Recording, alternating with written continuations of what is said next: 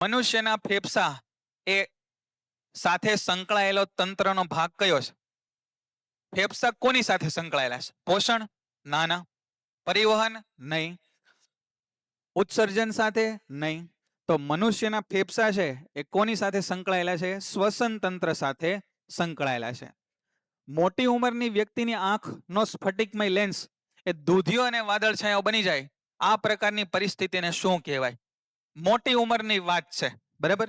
તો જો લઘુ દ્રષ્ટિ એટલે આપણને જે દૂરના નંબર હોય એ, ગુરુ દ્રષ્ટિ એટલે મોટી ઉંમરના ને નજીકના નંબર હોય એ, પણ મોતિયો એટલે આ આંખનો લેન્સ એ દૂધિયો અને વાદળછાયો બને એ ઘટના, એ પરિસ્થિતિ, એને આપણે મોતિયો કહીએ. અરીસાની સામે તમે ગમે ત્યાં ઊભા રહો છતાં તમારું પ્રતિબિંબ ચત્તું જ મળે તો એ અરીસો કયો હશે?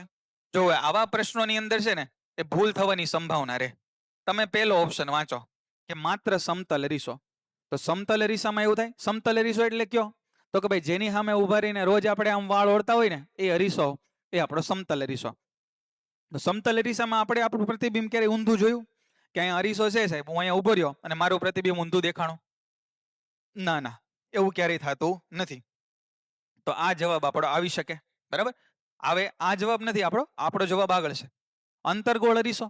અંતર્ગોળ અરીસામાં તો સાહેબ ચત્તું ઊંધું બધા પ્રતિબિંબ દેખાય. એના માટે આપણે ઓલા પેલા કોષ્ટક યાદ રાખવાના. કોષ્ટક તમને ખ્યાલ છે ને?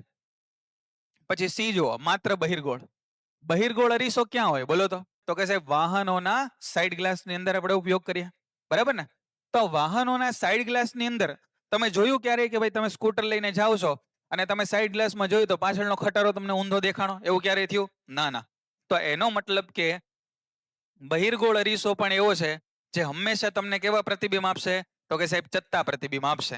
તો એનો મતલબ કે સમતલ અરીસો અને બહિર્ગોળ અરીસો આ બંને અરીસાઓ એવા છે કે જે હંમેશા કેવા પ્રતિબિંબ આપશે? ચત્તા પ્રતિબિંબ આપશે. તો એના માટે આપણો જવાબ થશે ડી.